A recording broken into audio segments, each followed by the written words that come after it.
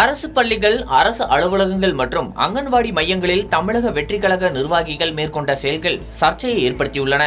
அரசு பள்ளிகளில் முதல்வர் விஜயின் படத்தை மாட்டுவது, பள்ளி மாணவ மாணவிகளுடன் செல்ஃபி எடுத்து ரீல்ஸ் வெளியிடுவது உள்ளிட்ட செயல்கள் தொடர்ந்து விமர்சனத்துக்குள்ளாகி வருகிறது.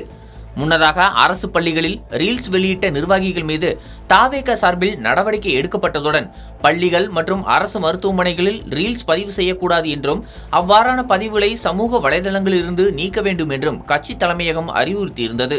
இந்த நிலையில் அறிவுறுத்தலை சற்றும் பொருட்படுத்தாத சில தாவேக நிர்வாகிகள் மதுரை நிலையூர் பகுதியில் உள்ள அரசு பள்ளி மற்றும் அங்கன்வாடி மையங்களுக்கு நேரடியாக சென்று முதல்வர் விஜயின் படத்தை மாட்டியதுடன் பள்ளி மாணவர்கள் மற்றும் குழந்தைகளுடன் செல்ஃபி மற்றும் வீடியோ பதிவு செய்து சமூக வலைதளங்களில் ரீல்ஸாக வெளியிட்டுள்ளனர். மேலும் பள்ளி மாணவர்கள் நாற்காலிகளை தலையில் தூக்கி செல்லும் காட்சிகளை வீடியோவாக பதிவு செய்து வெளியிட்டுள்ளனர். அதோடு ரேஷன் கடையில் பொதுமக்களுக்கு விநியோகிக்கப்படும் அரிசி மூட்டைகளின் மீது ஏறி நின்றபடி முதல்வர் விஜயின் படத்தை மாட்டி ரீல்ஸ் வெளியிட்டுள்ளதாகவும் கூறப்படுகிறது. இந்த செயலும் சமூக வலைதளங்களில் விமர்சனத்தை கிளப்பியுள்ளது.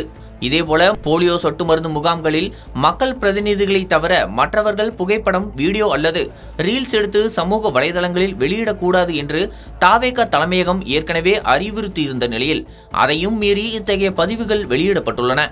இதனால் கட்சி தலைமையின் அறிவுறுத்தல்களை மீறும் நிர்வாகிகள் மீது மீண்டும் நடவடிக்கை எடுக்கப்படுமா என்ற கேள்வி எழுந்துள்ளது.